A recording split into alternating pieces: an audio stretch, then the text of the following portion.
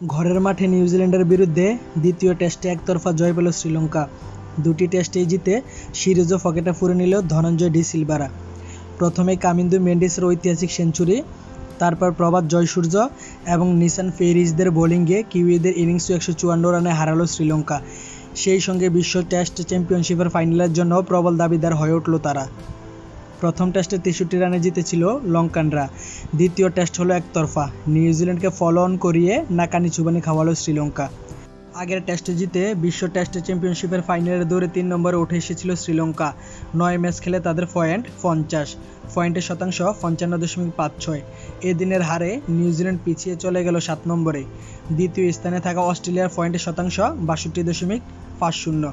শ্রীলঙ্কার সামনে আরও রয়েছে দক্ষিণ আফ্রিকার সঙ্গে দুটি টেস্ট।